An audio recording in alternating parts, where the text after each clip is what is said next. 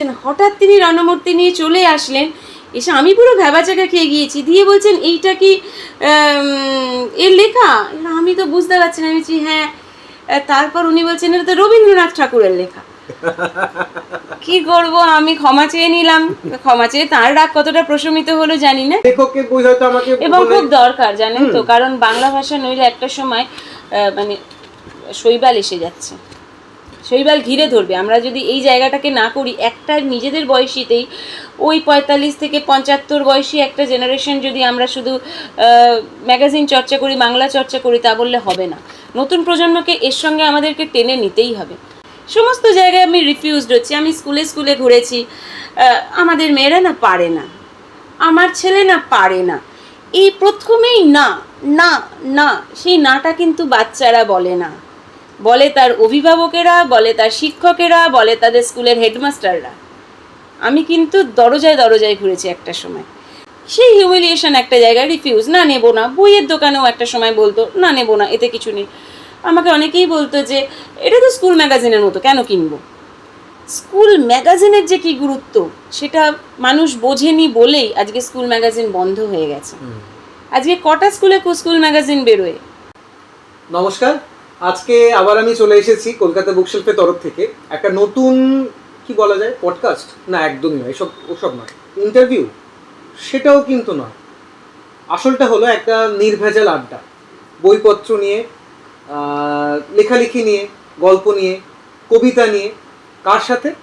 এই যে আপনারা জানেন যে কটা দিন ধরে আমরা, বা বেশ কিছু দিন ধরে আমরা চেষ্টা করে যাচ্ছি, নতুন যে পত্রিকাগুলো বেরোচ্ছে, মানে বিভিন্ন পত্রিকার সম্পাদকদের সাথে আমরা আলোচনা করছি, একটা আড্ডা দিচ্ছি। আলোচনা না, আড্ডাই দিচ্ছি শুধুমাত্র, যেখানে তারা তাদের কথাগুলো বলছেন, পত্রিকা নিয়ে কথা বলছেন, লেখা কী করে জোগাড় হচ্ছে সেটা নিয়ে কথা হচ্ছে। তা আজকে আমরা কথা বলিনি যে 71খানা বাচ্চার লেখা কী করে জোগাড় করা হলো। আমাদের সামনে আছেন দুর্বাদী হচ্ছে এই অনাবিল পত্রিকার সম্পাদক। বলুন আপনার পরিচয়টা আগে, সবার আগে দিয়ে দিন তো। আমি অনাবিল পত্রিকার কর্মী মাত্র, বাচ্চারাই চালনা শক্তি। শুধু কিন্তু কর্মী তো নয়, সাথে সম্পাদনার গুরু দায়িত্ব কিন্তু দুর্বাদীর মাথায় রয়েছে। আচ্ছা দুর্বাদী, এই যে একটা বিষয়, সেটা হচ্ছে যে এই এতগুলো যে বাচ্চাদের নিয়ে কাজ এবং এই পত্রিকাটা করা, এই যে ভাবনাটা আপনার মাথায় ঠিক কবে এসেছিল? অনাবিল চলছে এটা 8 বছর, তার মানে তারও 1 বছর আগে, মোটামুটি 9 বছর আগে। 9 বছর আগের থেকে আপনি লড়াইটা কন্টিনিউ চালিয়ে যাচ্ছেন। হ্যাঁ, ওটাই কিন্তু একটা বড় ব্যাপার, অসম লড়াই। না, লড়াইটা আগে আরো বেশি কঠিন ছিল। এখন হয়তো অনেকের আমি সমর্থন পাই, কারণ অভিভাবকরা অনেকটা এগিয়ে এসেছেন। অভিভাবকরা বুঝেছেন যে পত্রিকায় নাম প্রকাশিত হলে বাচ্চার মধ্যে আত্মবিশ্বাস তৈরি হয়, তাদেরও ভালো লাগে। সেই দিক থেকে একটা নিশ্চয়ই সমর্থন আমাকে শক্তি যোগায়। না, খুব ভালো লাগছে আমাদের আজকে দুর্বাদীর সাথে এই কথাটা, এই আলোচনাটা করে বা এই আড্ডাটা দিতে পেরে একটা অন্যরকম লাগছে। কারণ এই আড্ডাটা না কোথাও গিয়ে মানে শুধু বই বিক্রি করতে হবে তা নয়, বা পত্রিকাটা বিকোতে হবে তা নয়। এই পত্রিকার বিক্রির সাথে একটা দারুণ মানে কি বলে, নতুন চারা গাছে জল দেওয়ার একটা মজা রয়েছে, যেটা আমরা যারা গার্ডেনিং করি, বা ছোটোবেলায় স্যারাস বলেছিল গার্ডেনিংয়ে কিন্তু দারুণ মজা, সেই মজাটা কিন্তু আমি আজকে পাচ্ছি। কারণ আমি কোথাও গিয়ে সেই ছোটোবেলাতে ফিরে যাচ্ছি, যে একটা নতুন চারা গাছ, তাতে জল দেওয়ার একটা একটা একটা কোথাও গিয়ে মজা পাচ্ছি, একটা কোথাও গিয়ে একটা উৎসাহ পাচ্ছি আমি। কারণ সব থেকে একটা মজার ব্যাপার হচ্ছে যে আপনারা যারা কিনবেন এই পত্রিকাটা, মানে সংগ্রহ করবেন, তারা যদি 10 নম্বর পেজটা একটু ভালো করে ফলো করেন, তাহলে জানতে পারবেন যে 71 জন শিশু, মানে শিশু নয়, 71 জন বাচ্চা, তারা ছোটরা, মানে ছাত্রছাত্রীরা। কত বয়স হবে সব? মানে আমাদের এখানে দ্বাদশ শ্রেণী অবধি, মানে উচ্চ মাধ্যমিক, 18 বয়স পর্যন্ত, 4 বছর থেকে 18 বছর বয়স। ভাবুন, 4 বছর থেকে 18 বছর বয়স পর্যন্ত বিভিন্ন বাচ্চারা, মানে বিভিন্ন নয়, 71 জন বাচ্চা তারা ছোটরা লিখেছেন। এটা একটু আপনাদেরকে অবাক করছে না বিষয়টা? মানে একটু কি মানে অস্থির নয়, একটুখানি মানে দারুণ পরিমাণে চমক দিচ্ছে না? আমাকে কিন্তু ভীষণ চমক দিচ্ছে, কারণ এটা আমার কাছে কল্পনার একদম অতীত, আমি ভাবতেও পারি না। এবং এই 71 জন বাচ্চার মধ্যে আমি একটু বলি, সমাজের বিভিন্ন স্তরের বাচ্চারা কিন্তু রয়েছে। মানে একদম ভূমি স্তরের যারা বাচ্চা, আমি এখানে কখনোই কাউকে আলাদা করে মেনশন করে দিই না, যে এই শ্রেণীর ও ওই শ্রেণীর, কিন্তু একদম ভূমিস্তরে যারা খেটে খাওয়ার যে কোনো একদম ধরুন রাস্তার ধারে যারা থাকে, অনাথ আশ্রমে যারা থাকে বা একটু অনুন্নত জায়গায় থাকে, এমনকি ট্রাইবাল জায়গা থেকে যারা আছে তারা লেখে। আবার সেই সঙ্গে আপনারা দেখবেন কলকাতার প্রথিতযশা সমস্ত স্কুল আমাদের অনাবিলেতে পার্টিসিপেট করে। এবং অনাবিল এখন এখানে দেখতে পাবেন আপনি ইউএসএ থেকে একটি পার্টিসিপেশন এসেছে, অস্ট্রেলিয়া থেকে এসেছে, মানে অন্যান্য সংখ্যাতে বাংলাদেশ থেকেও আসে। এই জায়গাটাকে, এই সীমারেখাটাকে পার করে গেছে। মানে ছোটরা যে কোথাও আটকিয়ে নেই, পৃথিবীর যে কোনো জায়গায় শিশুরা শিশুই, তারা সমানভাবে অংশগ্রহণ করে। তো এইটুকু একটা আশীর্বাদ যে এতজন বাচ্চা সেখানেতে যোগদান করেছে। এমনকি এখানে দেখবেন মেন্টেড স্পেশাল স্কুল রয়েছে, মানে যেসব ছাত্রছাত্রীরা আমাদের একটু স্পেশাল, তাদের সবসময় মনে হয় যে তারা কিছু পারে না, কিন্তু তারা যে পারে, এখানে আপনি তাদের লেখা দেখতে পাবেন। প্রত্যেক সংখ্যাতেই প্রায় তারা লেখে, আঁকে, যা কিছু তারা পারে আমরা তুলে ধরার চেষ্টা করি। এই কাজটা কিন্তু খুব দারুণ। একটা কথা আপনাদেরকে ভাগ করে নিই, মানে অনাবিলের সাথে তো আমাদের কিছু মাস হলো কাজ হচ্ছে। আমাদের স্টোরেও অনাবিলের বেশ কিছু আগের সংখ্যাগুলো রয়েছে। এবার সেই সংখ্যাগুলো সম্পর্কে বলি, মানে সংখ্যাগুলো সম্পর্কে না, এই সংখ্যাগুলো যখন কোনো পাঠক আমাদের অফিসে আসছেন, অফিসে যখন আসছেন তাদের সাথে না আমি 2-3টা কথা ভাগ করে নিচ্ছি। সবথেকে বড় কথা হচ্ছে, মানে কিছুদিন আগের ঘটনা, একজন পাঠক, একজন ক্রেতা, তিনি আমাদের অফিসে এসেছিলেন, মানে কলকাতা বুকশেলফের ওয়্যার হাউসে এসেছিলেন। সেখানে এসে তিনি বিভিন্ন পত্রিকা খোঁজ করছিলেন, মানে তিনি দেখছিলেন সুচিত্রা ভট্টাচার্যের কাছের মানুষ উপন্যাসটা টেনে তিনি দেখছেন। আমরা বললাম যে আপনি দেখবেন কেন, আপনি চাইলে 2-3টে পেজ বসে পড়তে পারেন, যদি পছন্দ হয় তাহলে নিয়ে যাবেন। তিনি পড়তে পড়তে বললেন যে উনি তো চলে গেলেন, আর হয়তো এরকম লেখা পাবো না। আমি তখন সাথে সাথে বললাম, কেন পাবেন না, পেতেই পারেন, কিন্তু সেই পাওয়াটাকে তৈরি করতে হবে। কি করে তৈরি করা যায়? আসলে এই যারা নতুন যারা লিখছে না, মানে আমি তখন ইশারা করে দেখালাম যে ওই পত্রিকাটা একবার নিয়ে দেখুন, ওই পত্রিকাটা কিনুন। কেন বলুন তো কিনবেন? কারণ ওই পত্রিকাটা কিনলে যখন ওই পত্রিকাটা বিক্রি হবে তার খবর তো চলে যাবে সম্পাদকের কাছে, এবং সম্পাদক নিশ্চয়ই জানাবেন তার সমস্ত শিল্পীদেরকে, সমস্ত লেখক লেখিকাদের জানাবে যে জানো তো এবার তোমাদের লেখা এতগুলো বিক্রি হয়েছে। তাদের বয়স 4 থেকে 18। তারা যখন খুব ওই মজাটা পাবে যে আমার লেখাও বিক্রি হচ্ছে, বিশ্বাস করুন সে একটু একটু একটু করে লেখাটাকে হয় নাও বাড়াতে পারে, কিন্তু বাড়াতেই পারে।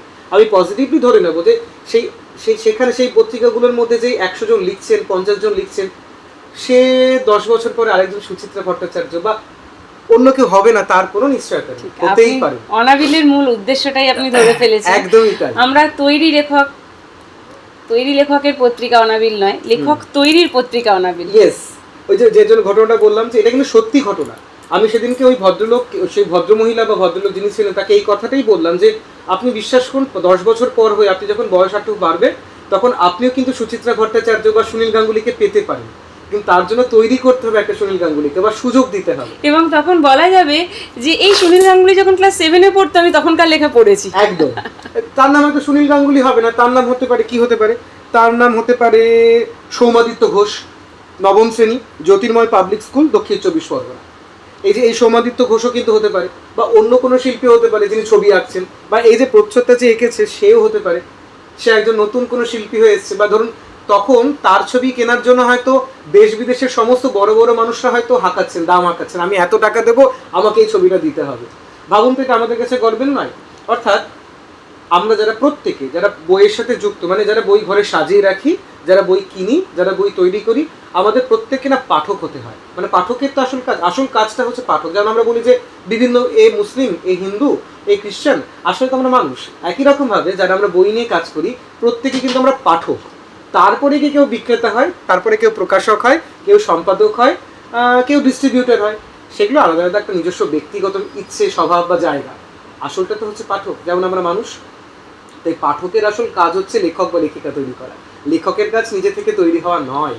তাই এই পত্রিকাটা কেনার একমাত্র উদ্দেশ্য হতে পারে এটা আপনাদের, যে নতুন যারা লিখছে বা লেখার প্র্যাকটিস করছে তাদের প্র্যাকটিসে যাতে তারা কন্টিনিউ করে যেতে পারে, সেই সুযোগটুকু তাদেরকে দেওয়া। এবং একেবারেই ভাববেন না যে ছোটদের লিখছে তার মানে ঠিক আছে আমরা একটু করুণা করে পড়ে নেবো, যে ঠিক আছে এরা যে কি ভালো লিখেছে। গল্প পড়লে আপনি বুঝতে পারবেন। আমি যদি 9ম শ্রেণীটা না লিখে নিই কিছু কিছু গল্পতে, কেউ বুঝতে পারবেন এরা ছোটরা, মানে বেশ কিছু সংখ্যা ধরে অনাবিলেতে যে যারা লেখে বুঝতে পারবেন না এত ভালো মানের লেখে। কারণ ভাবতে হবে যে ছোটরাই তো কল্পনা করতে পারি, আমরা যারা বড়রা ছোটদের গল্প লিখি তারা ছোটদের মতো করে কল্পনা করে লিখতে চাই। সুতরাং আসল কল্পনা তো ছোটরাই করতে পারে, সুতরাং গল্পগুলোও কিন্তু ছোটদের খুব ভালো লাগবে পড়লে। না আমার একটা এই মানে আমরা তো শুরু করলাম বেশ কিছু কথা নিয়ে, তবে আমার দু তিনটে প্রশ্ন থেকে যায়। সব থেকে বড় প্রশ্ন যে এত পত্রিকা ভিড়, এটা আমি আগে আগে আগে এই টপিকটাতে প্রত্যেকটা আমার খুব আগ্রহ, মানে প্রত্যেকটা মানুষ, প্রত্যেকটা সম্পাদক বা প্রত্যেকটা পত্রিকার কর্ণধার যে পত্রিকাটাকে তৈরি করছেন বা পৌঁছে দিচ্ছেন মানুষের কাছে, যে উদ্দেশ্য উনি কেন করছেন, কি লাভ, মানে উনি কিছুটা তো আমরা অনুমান করতে পারছি, তারপরেও গিয়ে মানে কোথাও গিয়ে তো একটা নিজের খিদে থাকে বা নিজের চাহিদা থাকে, যে আসল উত্তরটা থাকে নিজের কাছে যে কেন অনাবিল, কেন? পেশায় আমি শিক্ষক, তো চাকরির প্রায় 21-22 বছর হয়ে গেছে আমার। আচ্ছা, তারও আগে 5-7 বছর টিউশনি করছি। তার মানে মূল মানে শিক্ষক মানে জেনারেশন ছাত্রছাত্রী দেখছি আমি প্রায় 25 বছরের উপরের একটা সময়। অনেকটাই। আমার বাবা শিক্ষক ছিলেন, আমার ঠাকুমা শিক্ষক ছিলেন।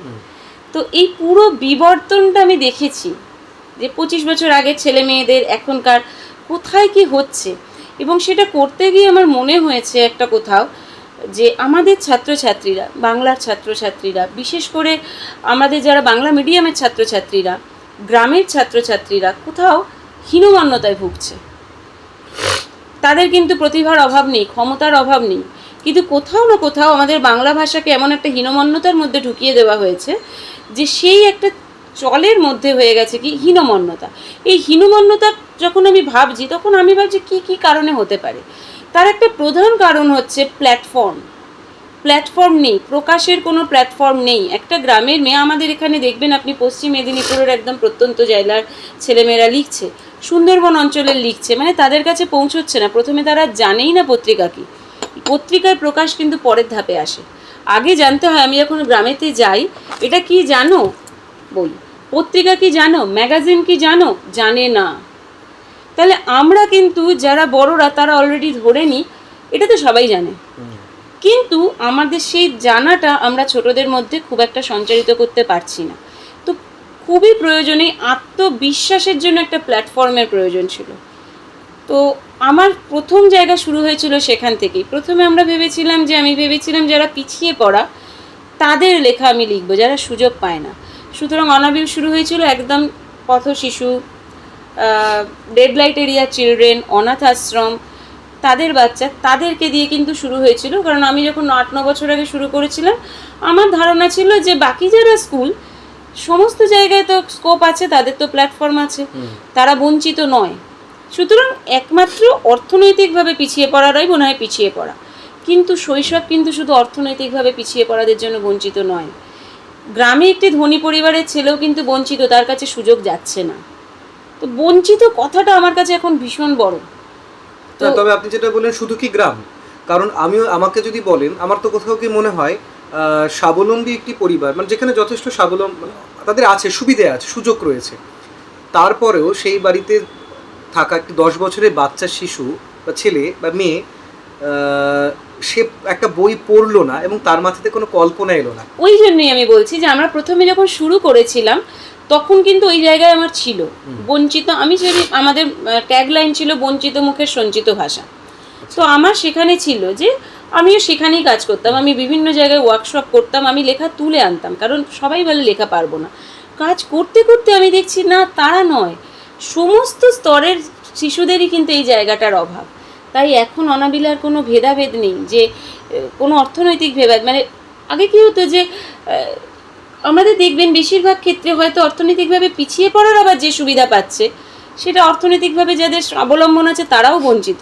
সুতরাং সুযোগটা খুব প্রয়োজন এখন। সেই জন্য দেখুন এখানেতে এখন আপনি দেখবেন ইংলিশ মিডিয়ামের স্কুলের ছেলেমেয়েরাও লিখছে, বাংলাতে লিখছে। আপনি এখানে ইন্টারন্যাশনাল স্কুল দেখুন, এবং তা নয় অস্ট্রেলিয়া থেকে, ইউএসএ থেকে, অন্যান্য ইউকে থেকে, সুইজারল্যান্ড থেকে, এই সংখ্যা হয়তো সব দেশের লেখা নেই, এক এক জায়গায় এক এক সময় এক একটা জায়গা থেকে আসে, তো তারা লিখছে। এবং এই লেখাতে তাদের কতটা কাব্য তৈরি হচ্ছে জানি না, কিন্তু আত্মবিশ্বাস নিশ্চয়ই তৈরি হচ্ছে।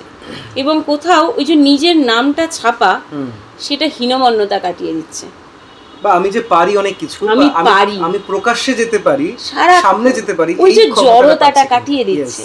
সে ওই কথা বলতে নামটা পারছে। ছাপা, ওই কথা বলতে পারছে, ওই আত্মবিশ্বাসটা যদি থাকে, আজকে সে কবিতা লিখছে, কালকে সে প্লেন চালাবে। আসল হচ্ছে আত্মবিশ্বাস। কবিতা, অনাবিল, এগুলো হচ্ছে একটা পথ, এটা লক্ষ্য নয়। লক্ষ্যে পৌঁছবার এগুলো হচ্ছে পথ, মাধ্যম একটা, আমার কাছে মনে হয়। না, তবে একটা বিষয় বলতেই হয়, সেটা হচ্ছে যে এই দুর্বাদী দ্বিতীয় কথা যেটা বললো না, যে ওই সমস্ত প্রথমে শুরু করেছিলাম এই পার্টিকুলার কিছু মানুষদের দিয়ে যারা পিছিয়ে পড়েছিল, পরে তাদেরকে বাদ দিয়ে সকলকে নিয়ে কাজ করছে। আমার একটা কথা মনে পড়ছে, রবীন্দ্রনাথ, মানে ওই ব্রত আমাদের পেছন ছাড়ে না। রবীন্দ্রনাথ কি করলো, আমার একলা নিতাই যে গানটা ছিল, আমার একলা নিতাই একলা নিতাই একলা নিতাই, সেটাকে তিনি পাল্টে লিখলেন, যদি তোর ডাক শুনে কেউ না আসে রে, তবে একলা চলবে। একই সুর, একই কথা। সেটা পার্টিকুলার কেউ গাইছিল, এখন সেটা সবার জন্য তিনি তৈরি করে দিলেন। ঠিক সেইখান থেকে মনে হয় আপনি ইন্সপায়ার হয়েছেন, মানে অনেক সবার জন্য। আমি সারাদিন বাচ্চাদের নিয়েই ভাবি সারাদিন, এবং সবসময় ভাবি যে কি করলে আরো ভালো করা যায়, কি করলে করা যায়। এটা আমার নিজের মনে হয় যে পরোক্ষভাবে হয়তো অনাবিল অনেকগুলো উদ্দেশ্য সাধন করবে আমি যদি চালিয়ে যেতে পারি। আমি একটা ঘটনা বলবো মাঝখানে, মানে আমি আমি যেটা বলছি সেটা হচ্ছে যে আমাদের এই যে আলোচনা যেটা বলছেন, কোনো আলোচনা না, সিম্পল একটা আড্ডা, নির্ভেজাল আড্ডা। যে আড্ডাটা আমরা বিভিন্ন রকম টেলিভিশনে দেখে থাকি, তো এটা সেরকমই একটা আড্ডা। আমরা বসে আছি দুর্বাদীর বাড়িতে বসে রয়েছি, ঘরে বসে রয়েছি, আড্ডা দিচ্ছি ডাইনিংয়ে বসে, সেখানেই কথা হচ্ছে। তো সেই আড্ডাতে তো সব কথা বলা যায়, কোনো লুকোনো যায় না। তাই আমি একটা ছোট্ট ঘটনা ব্যক্তিগত বলি। সেটা হচ্ছে যে বেশ কিছু বছর আগে, লকডাউনেরও কটা বছর আগে, যখন আমি শুধু থিয়েটারটুকু করার চেষ্টা করতাম, মানে শুধু চেষ্টা করতাম, ভাবতাম যে থিয়েটারটুকু করবো, থিয়েটার করে অনেক কিছু করবো, সেই সময় একটি স্কুলে বাচ্চাদের থিয়েটার করানোর জন্য আমি গেছিলাম। প্রধান শিক্ষিকার সাথে, মানে প্রিন্সিপালের সাথে আমার কথা হয়। প্রিন্সিপাল আমাকে বললো যে তুমি বাচ্চাদের ক্লাস নাও। তা আমি ক্লাস নিলাম। নেওয়ার পর তিনি দেখলেন, দেখার পর আমাকে ডাকলেন, ডেকে নিয়ে বললেন, সবই তো ঠিক আছে, তবে তোমার উদ্দেশ্য কি, তুমি কেন, মানে এত তো কাজ, তুমি নিজের অভিনয় না করে, বা তুমি গ্রুপ থিয়েটারে প্র্যাকটিস না করে, সময় বের করে তুমি বাচ্চাদের শেখাতে এসছো, কেন এসছো? আমি দোনামোনা করছিলাম ভীষণ পরিমাণ। তা উনি তখন বললেন যে মানে কি, তুমি সকলকে, মানে এত দেবশঙ্কর হালদার বানিয়ে কি হবে? তখন আমি তাকে বললাম যে বিশ্বাস করুন, আমি না, সত্যিটা হচ্ছে আমি দেবশঙ্কর হালদার বানাতে আসিনি। আমার উদ্দেশ্যটা হচ্ছে দেবশঙ্কর হালদার যখন মঞ্চে অভিনয় করবেন, তার উল্টো দিকে যেই ফাঁকা সিটগুলো থাকে, এরা যাতে বড় হয়ে সেই সিটগুলো ভরে দিতে পারে, তার জন্য আমি এসেছি। অর্থাৎ প্রত্যেকটা কিছু শিক্ষার আসল কারণটা হচ্ছে কি, যে সেই কাজটা আমি করবো তা নয়। মানে অলিম্পিক্সের খেলা দেখবো বা ক্রিকেট খেলা দেখবো, খেলাটা দেখার জন্য, মানে খেলবো নিতে তার জন্য নয়, সমাজদার হতে হবে। ওই যে বললাম দেবশঙ্কর হালদার হতে হবে সকলকে, একদম নয়। দেবশঙ্কর হালদারের নাটকটা বুঝতে গেলে, বা তার উল্টো দিকে মঞ্চটা কি বলে, দর্শক আসন ভরাতে গেলে, কলকাতার ভীষণ নাম ছিল শাস্ত্রীয় সঙ্গীতের দর্শক পাওয়ার জন্য। মানে শাস্ত্রীয় সঙ্গীত যারাই গাইতেন, তারা কলকাতায় পারফর্ম করতে আসতেন, যে কলকাতার দর্শকের আলাদা রকম একটা আমেজ আছে। তার মানে কিন্তু এখন কি আছে এটা আমাকে বলুন। নেই তো, সেটাই তো আছে, সেই জন্য তো বলছি, বলতো, সেই জন্যই তো বলছি হওয়ার জন্য চেষ্টা করাতে হবে। এই যে এই পত্রিকাটা তার একটা অন্যতম মানে ধাপ বলা যেতে পারে। কারণ এই যে ছোট ছোট বাচ্চারা যারা, এই আমরা বলি না, মানে চ্যারিটি ব্রিগেডস অ্যাট হোম, মানে বাড়ি থেকেই তো সবকিছু শুরু হয়। সুতরাং বাড়ি থেকে এই যে ভালো একটা অভ্যাস তৈরি করে দিচ্ছেন দুর্বাদী। এই যে একটু আগে দুর্বাদী বলছিলেন যে আপনি বলুন যে মা বাবারা কি এখন ফোন করে কি কি বলে, সেটা শেয়ার করুন।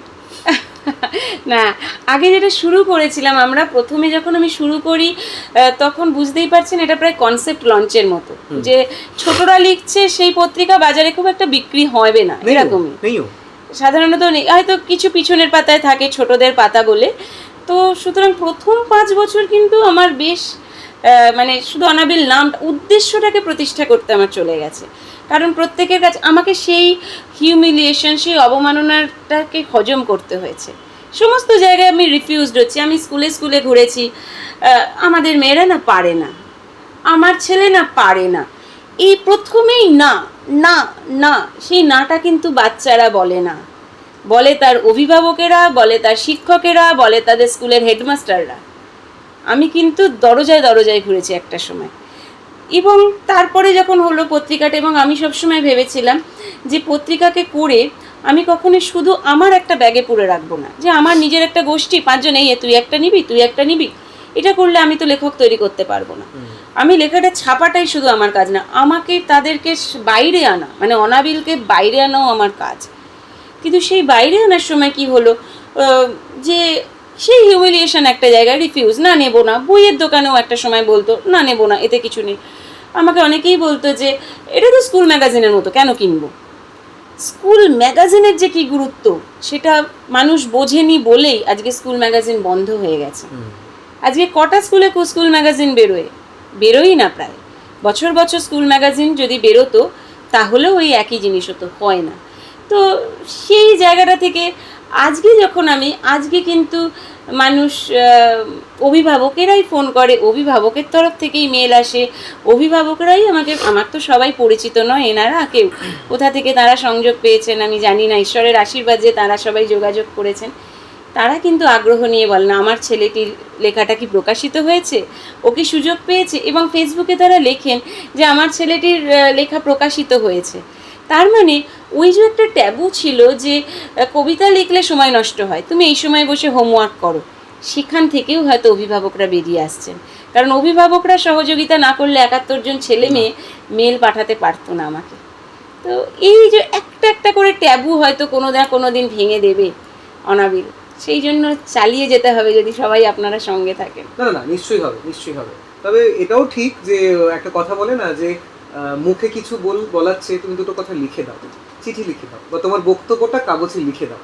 কারণ লিখে দিলে আমরা না অনেক বিচার করতে পারি, আমাদের বুদ্ধিটা কাজে লাগে। মানে যে কথাগুলো বলা যায় না সেটা তো আসলে আমরা লিখতে পারি না, সেটা মুখে বলতে পারি। কারণ কারোর উপর রেগে গিয়ে আমি দুটো কটু কথা বলে দিলাম, কিন্তু ধরুন তার প্রতি যে খারাপ লাগাটা আমার তৈরি হয়েছে সেটা যদি তাকে চিঠিতে লিখে বলতে হয়, তখন কিন্তু আমরা খারাপ কথাটা আর বলতে পারি না। তখন তার মধ্যে শুধু দুঃখগুলো, নিজের কষ্টটুকু, নিজের তুমি কি করেছো বলে আমার কষ্ট হয়েছে, খারাপ লেগেছে, সেটাই আমরা প্রকাশ করি। অর্থাৎ লেখার সাথে এই একটা বিশেষ গুরুত্ব রয়েছে। তাহলে কি দাঁড়াচ্ছে, যারা লিখছে, যে ছোট ছোট বাচ্চারা লিখছে, তারা কিন্তু একটা ভাষা শিখতে পারছে, একটা পরিমার্জিত বোধ তৈরি হচ্ছে যে আমি কতটুকু কথা বলবো। অর্থাৎ এই গোটা সমাজে, মানে আমি দৃঢ় বিশ্বাস আপনারা যারা পাঠক, আমাদের কথা শুনছেন দর্শকরা, বা তার যারা পাঠকরা আছেন, যারা একটু বয়সে বড় হয়েছেন, তারা নিশ্চয়ই রাস্তায় চলতে গিয়ে কোনো না কোনো ছোট বাচ্চা ছেলে, ক্লাস 11, 12 বা কলেজে পড়া ছেলের কাছ থেকে কোনো কটু কথা শুনেছেন। কেউ বলেছে আরে দিদি সরে যান না, এরকম করে কিছু না কিছু বলেছেন। বা আরও হয়তো কোনো না কোনো কথা শুনেছেন, কেউ কোনো গালমন্দ বলেছে। নিশ্চয়ই আমাদের প্রত্যেকের সাথে হয়ে থাকে, আমার সাথেও হয়েছে। একবার আমি বাইক নিয়ে যাচ্ছিলাম, স্কুটি নিয়ে একটা গলি থেকে পার করলাম, হর্ন নিয়ে একটি বাচ্চা ছেলে সাইকেল নিয়ে বেরোলো এবং সে একটি গাল শব্দ ব্যবহার করলো। মানে ভুলটা নাকি আমি করেছি, দুজনেরই হতে পারে, কিন্তু আমি কিন্তু কোনো শব্দ ব্যবহার করি, সে করলো। এবার সে যদি সেই প্র্যাকটিসটা থাকতো, তার যদি সেই অভ্যাস থাকতো যে এই লেখালেখির, এই পড়ার, এই পড়াশোনা করার অভ্যাস যদি থাকতো, সেটা বলতে পারতো না। তাহলে কি দাঁড়াচ্ছে যে এই ছোটবেলাতে, আমি এই সবার কথাই বলছি, যারা বাবা মা রয়েছেন তারাও যদি তাদের ছেলে মেয়েদের শুধুমাত্র হোমওয়ার্কের পেছনে না, শুধুমাত্র নাম্বারের পেছনে না, মানুষ হওয়ার জন্য এই লেখার প্র্যাকটিসটুকু যদি ধরিয়ে দিতে পারেন, বিশ্বাস করুন তারাও কিন্তু এই পরিমার্জিত বোধটা তাদের মধ্যে আসবে। তারা বুঝতে পারবে যে কোন কথা বলা উচিত, কোন কথা বলা উচিত না। আর শুরুতে যেটা বললাম, প্রত্যেকে যারা এরকম খারাপ অভিজ্ঞতার শিকার হয়েছেন, তারা যদি হতে না চান, বাড়ির ছোট ছেলে মেয়েদের প্রত্যেককে, তাদেরকে না বই পড়তে অভ্যাস করান, প্র্যাকটিস করান। আমি আমার সেই সব বন্ধুদের যারা সদ্য বাবা মা হয়েছেন, সেই সমস্ত বান্ধবীকে, বিশেষত বান্ধবীকে তো বেশি করে বলি যে তোর একটা কাজ কর, কিচ্ছু না, সবে তো মা হয়েছিস, তোর ছেলের বয়স 2 বছর, 1.5 বছর, 1 বছর, শুনতেও অবাক লাগে, সত্যি 1 বছর কি কাজে দেয়? কিন্তু হ্যাঁ, কাজে দেয়, কারণ আমরা সব দেখে শিখি। একই রকমভাবে আমি আমার ওই বন্ধুদেরকে বলি যে অভিনয় কর, তোকে পড়তে হবে না। আমি আপনাদেরও বলছি, আপনাদের পড়তে হবে না। আপনার সন্তানের সামনে বইটা খুলুন, বিড় করে জাস্ট 10 মিনিট, প্রথম দিন 10 মিনিট, তারপর 1 ঘন্টা, আস্তে আস্তে দেখবেন আপনারও প্র্যাকটিস হয়ে যাচ্ছে বই পড়ার, এবং সে দেখতে পাচ্ছে। বিশ্বাস করুন 1 মাস 1 বছর পর থেকে সে ওই বইটা টেনে নিয়ে নিজে বসবে। আমি দেখার প্রসঙ্গে একটা কথা বলি। আমি যখন সদ্য চাকরি পেয়েছি তখনও আমি পড়াশুনো করছি, মাস্টার্স করছি। সেই সময়টাতে কম বয়সে চাকরি পেয়েছিলাম, তো আমি সেই সময় স্কুলে তো পড়তাম। এবারেতে আমি বেশ আরও পড়ছি, কোনো নভেল পড়েছি, কিছু পড়েছি স্কুলেতে।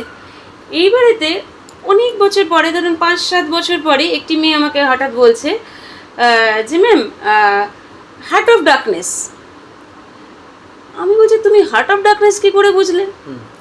হার্ট অফ ডার্কনেসটা মানে আমি ওর কাছ থেকে আশা করিনি শব্দটা। বলে heart of darkness Joseph Conrad.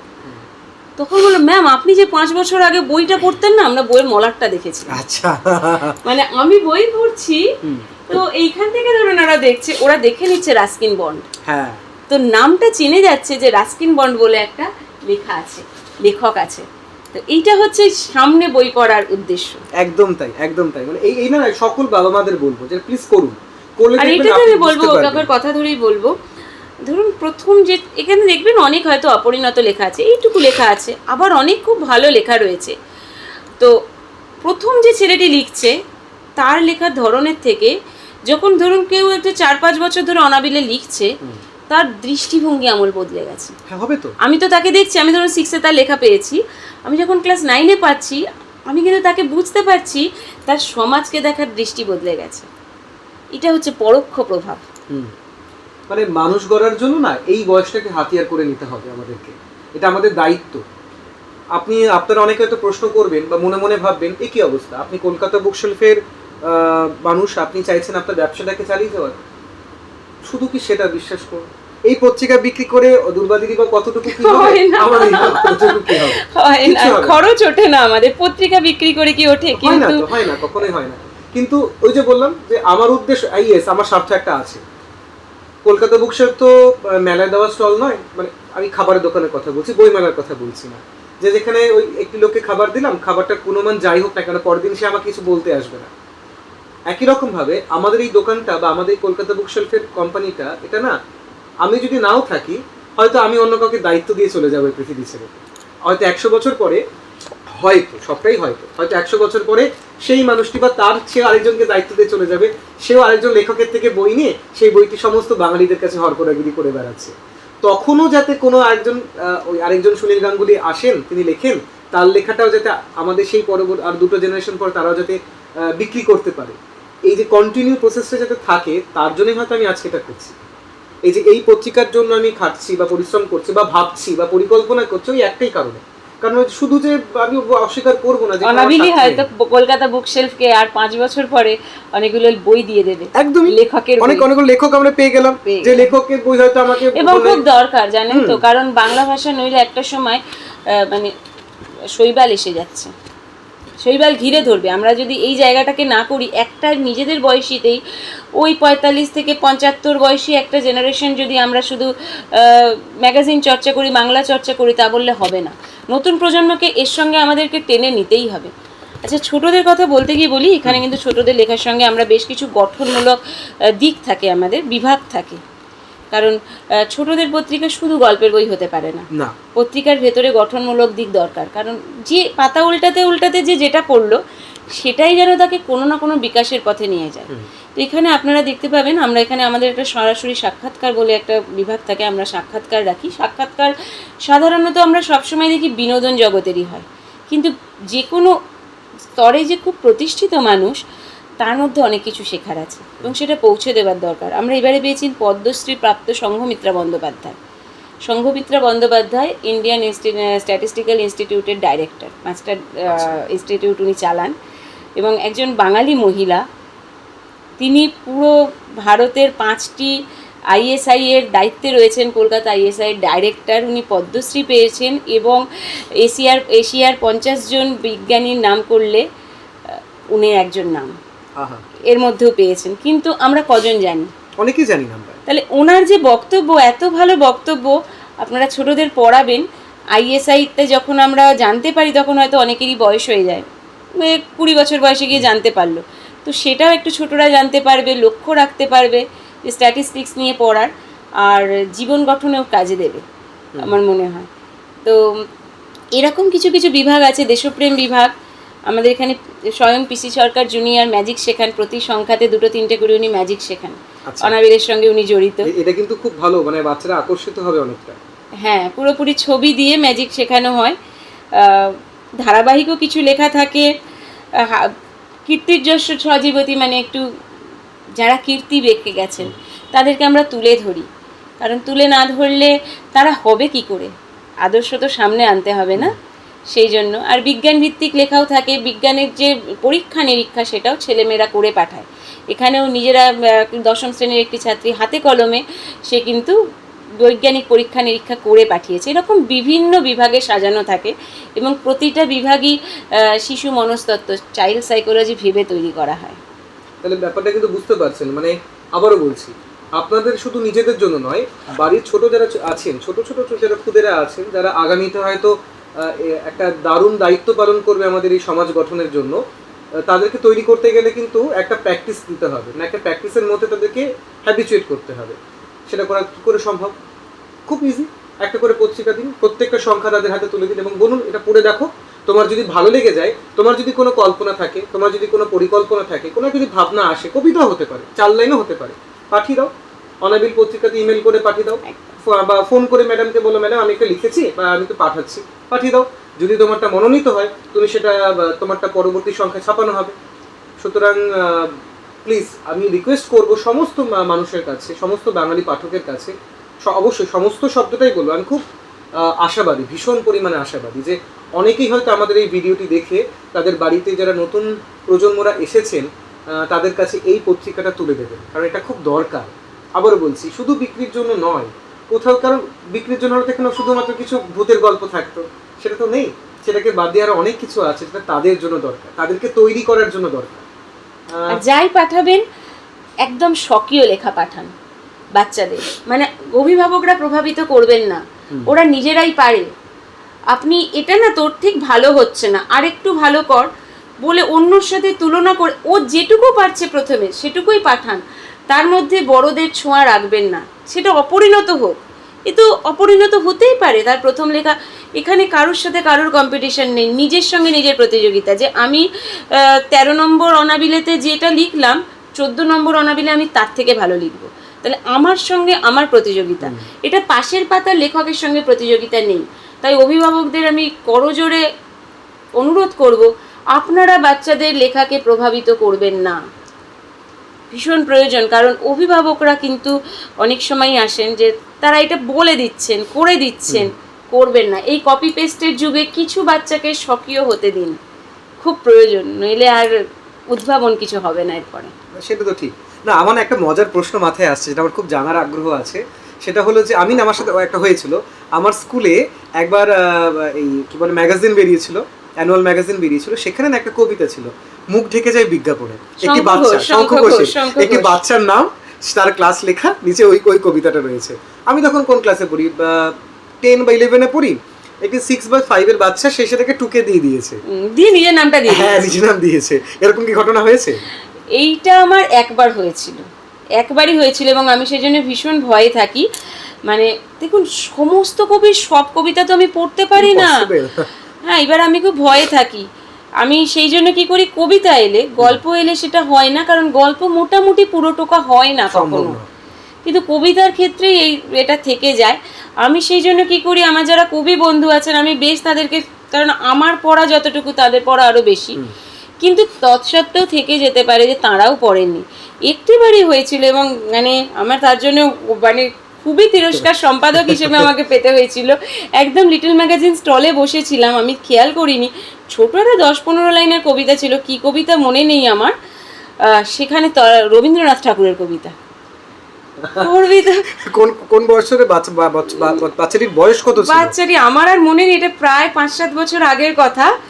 এবং হঠাৎ তিনি কিনে নিয়ে গেছেন, হঠাৎ তিনি রণমূর্তি নিয়ে চলে আসলেন, এসে আমি পুরো ভ্যাবাচাকা খেয়ে গিয়েছি, দিয়ে বলছেন এইটা কি এর লেখা? আমি তো বুঝতে পারছি না। আমি বলছি হ্যাঁ। তারপর উনি বলছেন এটা তো রবীন্দ্রনাথ ঠাকুরের লেখা। কি করব, আমি ক্ষমা চেয়ে নিলাম। ক্ষমা চেয়ে তার রাগ কতটা প্রশমিত হলো জানি না, কিন্তু পরের দিন আমি সবসময় সংশোধনে বিশ্বাস করি।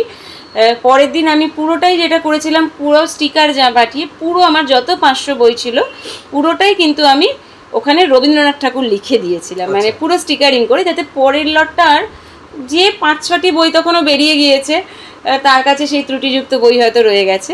কিন্তু এইটা আমার কাছে একটা খুব প্রবল শিক্ষা, কিন্তু শিক্ষার পরেও আমি প্রতিসংখ্যায় ভয়ে থাকি যে এই ভুল যে আবার হবে না, আমি বলতে পারি না সবসময়। কারণ হয়তো রবীন্দ্রনাথ ঠাকুরকে আমি হয়তো চিনে নিতে পারবো, কিন্তু অনেক ম্যাগাজিন, অনেক কিছু, অনেক তো জায়গায় ওটাই তো রয়েছে। আমি তো বলছি যে মানে শঙ্খ ঘোষের মুখ ঢেকে যায় বিজ্ঞাপনে, যদি মানে ওটা যদি হ্যাঁ, লিখে ফেলে। এবারে এবং কি সম্পাদক ছিলেন আমাদের কোনো একটা আমাদের স্কুলেরই একজন শিক্ষক, দুজন শিক্ষক ছিলেন, তারাও প্রচুর বই পড়েন।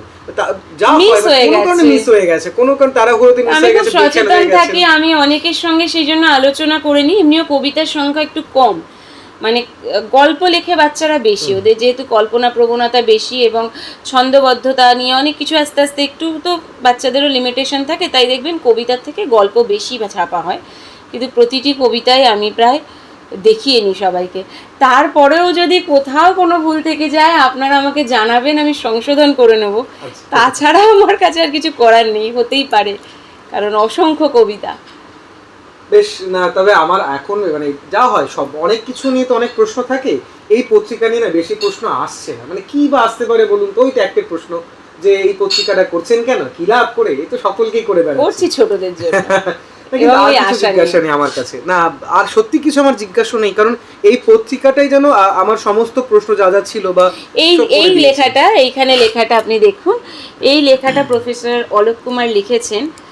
শুরু হয়েছে আমাদের একটি ধারাবাহিক বাংলা সাহিত্যে খাওয়া দাওয়া, মঙ্গল কাব্য থেকে শুরু হয়েছে। মানে আমরা পুরোটাই আসবে এখানে, চণ্ডী মঙ্গল, মনসা মঙ্গল, অন্নদা মঙ্গল, সমস্ত জায়গায় সেই সময়কার কীরকম খাওয়া দাওয়ার রীতি ছিল, সেই সময়কার রন্ধন শৈলী। মানে আপনি বিশ্বাস করবেন না, মানে আমাদের এখনকার কাবাব সেটা মনসা মঙ্গল কাবাব এতে পাওয়া যাচ্ছে কাব্যতে। তো এটা অদ্ভুত ইন্টারেস্টিং, আমরা ধারাবাহিকভাবে যাব যে পুরো খাবারটা কিভাবে আসছে সেই সময়। এটা দারুণ, এবং অনেক খাবার অবলুপ্ত হয়ে গেছে। এটা খুব আমার মনে হয় আকর্ষণীয়। যারা বড়রা তারাও কিন্তু কবিতা, মানে এই বইটি পড়ে অনেক কিছু পড়ার মতন পাবে। না, বড়রা কিন্তু বুড়ো হয়ে যাবেন না, বড়রা বড় থাকুন, এবং বড় থাকতে গেলে কিন্তু ছোটদের লেখাও পড়তে হয়। এটা কিন্তু সত্যচিত্রে আমাদের দেখিয়ে দিয়েছেন ফেলুদা চরিত্র বা আরো বিভিন্ন রকম চরিত্রগুলো বা গল্পগুলোকে তৈরি করে। ঠিক আছে, আর কথা বাড়াবো না, আমরা একদম শেষ পর্যায়ে কি শেষে চলে এসেছি। সমস্ত পাঠকদের কাছে আমার রিকোয়েস্ট, আপনারা এই অনাবিল পত্রিকাটি সংগ্রহ করুন। কারণ এই অনাবিল পত্রিকাটি সংগ্রহ করে কোনো একটি ছোটো বাচ্চাকে তার জন্মদিন উপহার দিতে পারেন, বা এমনি থেকে দিতে পারেন, তার কাছে পৌঁছে দেওয়াটা দরকার। কারণ তার কাছে পৌঁছে দিলে সে হয়তো আমাদেরকে অন্য একটা পৃথিবীর কাছে পৌঁছে দেবে, যে পৃথিবীর রং অনেক সবুজ, গাঢ় সবুজ। আমাদের দেখবেন নিঃশ্বাস প্রশ্বাস নিতে, নিঃশ্বাস ছাড়তে বড় ভালো লাগবে। তাই রিকোয়েস্ট। আবার একটা কথা আমিও বলিনি, মাঝখানে একটু হয়তো ইন্টারাপ্ট করলাম। সেটা হচ্ছে যে একদম ছোট যারা লিখতে পারে না এখনো, হিজিবিজি কাটতে পারে, রং করতে পারে, অ্যাক্টিভিটি করে যারা, এরকম বহু পাতা অনাবিল জুড়ে ছড়ানো আছে, যাতে পড়ার আগের ভিত্তিতে আপনারা দেখতে পাবেন। এখানে দেখছি মানে এখানে অনেকগুলো রয়েছে, প্রচুর রঙে ভরো রয়েছে ওই সমস্ত কিছু। তো একদম যে পড়তে পারছে না সেও এটা করতে ভালোবাসবে। রঙে মেলাও, ফাইন ডিফারেন্সেস, তফাৎ খোঁজো, এই ধরনের যে অ্যাক্টিভিটিস আমরা দেখতে পাই বাচ্চারা করতে ভালোবাসে, এরকম বহু বেশ কিছু পাতা আমরা এবারে রাখতে পেরেছি। তো ওরা যারা পড়তে পারছে না তারাও একটু হিজিবিজি কাটুক না। হ্যাঁ, প্র্যাকটিস হোক, বাড়িতে থেকে প্র্যাকটিস শুরু হয়ে যাক। এখন যত ছোট থেকে প্র্যাকটিস শুরু করা যাবে, বড় হলে তত ভালো খেলোয়াড় তৈরি হবে। দেখা হচ্ছে আবার। আমাদের কাছে জানাবেন, কলকাতা বুকশেলফের নাম্বার আপনারা দেখতে পাচ্ছেন স্ক্রিনে, সেখানে অর্ডার করতে পারেন। অর্ডার করলে এই পত্রিকাটি পশ্চিমবঙ্গ, ভারতবর্ষ, এশিয়া না, গোটা পৃথিবী যে কোনো প্রান্তে আপনি থাকুন না কেন, আপনি বাঙালি হন বা অবাঙালি হন, বাংলা পড়তে যদি ভালোবাসেন, বা নিজের ছোট ছেলেকে বা ছোট মেয়েকে বা নতুন প্রজন্মে যে এসছে খুদে মানুষটি, তাকে বাংলা ভাষা শেখাতে চান, তাহলে আপনি এই পত্রিকাটা তার হাতে তুলে দিন। আমরা আছি আপনাদের পাশে। এবং এই গোটা পৃথিবী পরিবর্তনের জন্য বা পৃথিবীটাকে আরও সুন্দর করে তোলার জন্য আমার সাথে দুর্বাদিও আছেন। আপনারা থাকুন, দেখা হবে ঠিক একটা নতুন পৃথিবীতে, যেখানে সমস্ত বাচ্চারা নিজে নিজে কবিতা লিখছে, গল্প লিখছে, জাহাজ ওড়াচ্ছে, সমুদ্রে সাঁতার কেটে এই পার থেকে ওই পারে চলে যাচ্ছে, আর অনেক কিছু করছে। সেই মনের জোরের জন্য শুরু হয়ে যাক প্র্যাকটিস এখানে। দেখা হবে আপনাদের সাথে। ভালো থাকুন সকল, নমস্কার।